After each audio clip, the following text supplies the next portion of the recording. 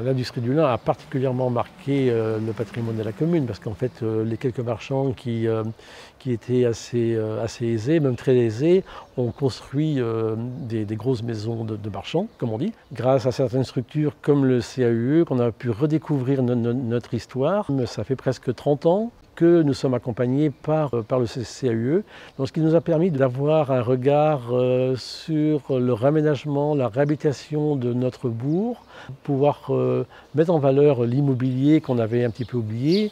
En tant qu'élu, c'est important d'être accompagné justement par des gens qui ont une vision plus objective que nous élus, et grâce à justement au CAUE, on a pu travailler en très bonne collaboration, et donc j'en suis fier. Présent sur le terrain depuis plus de 40 ans, le CAUE des Côtes-d'Armor est une association composée d'architectes, de paysagistes et d'urbanistes qui travaillent à l'amélioration de notre cadre de vie. Ni bureau d'études, ni administration, l'esprit CAUE est fondé sur l'indépendance et la compétence de son équipe de professionnels ayant tous exercé en libéral, pour accompagner ses adhérents en toute liberté et en toute confiance.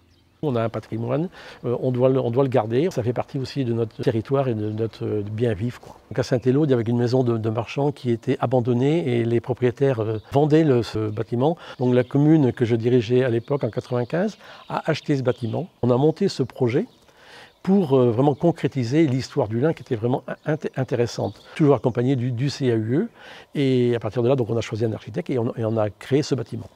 Préserver le patrimoine ne consiste pas seulement à préserver les bâtiments anciens, mais dépend aussi de la qualité de ses abords. Une fois que le bâtiment a été inauguré en 2004, on a parlé de l'environnement de ce bâtiment-là, on a parlé de fleurissement. Et là aussi, c'est avec le CAUE, on a monté un petit comité de personnes du bourg qui étaient intéressées par le fleurissement. Donc le fait de faire participer la population, c'est extrêmement important. Et garder aussi ce lien, on construit quelque chose, mais ça n'appartient pas aux autres, ça nous appartient à nous, locaux. Pour accompagner l'ouverture de la Maison d'Étoile et revaloriser l'ensemble du village, la commune participe au programme Les Nouveaux Commanditaires, qui permet à un groupe de commanditaires de commander une œuvre à un artiste. Une résidence de l'artiste japonais Tadashi Kawamata a alors débouché sur cette construction singulière. En face de la Maison d'Étoile, il y avait un projet pour démolir les maisons de tisserands pour en faire un parking. C'est l'artiste, il a dit non, les tisserands, c'est eux qui ont travaillé pour enrichir les marchands de toile, et on met toujours sur des châteaux des maisons de marchands en valeur, et on oublie le travail des ouvriers qui y ont travaillé. Et à partir de là, il a monté un projet, une esquisse, qu'on avait été présenté à l'école d'architecture à Rennes. Il s'est créé un lien avec la population.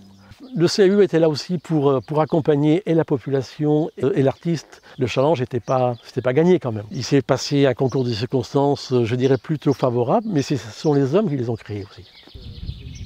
La question de la vitalité des centres-bourgs est prégnante sur notre territoire.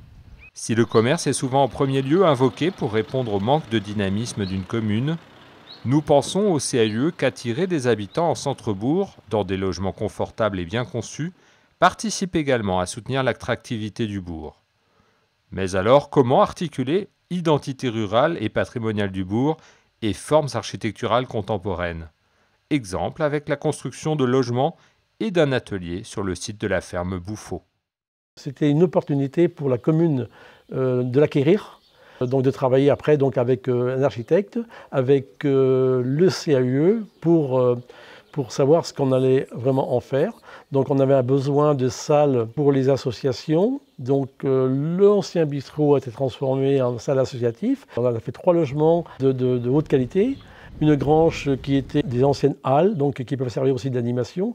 Et l'ancienne petite étable a servi de boutique. Et aujourd'hui, une tisserande y travaille et vend des produits.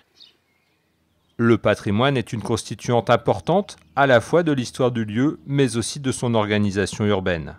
C'est pourquoi le CAUE travaille en partenariat étroit avec les services des collectivités, les bâtiments de France, mais aussi les associations comme les petites cités de caractère et les communes du patrimoine rural de Bretagne.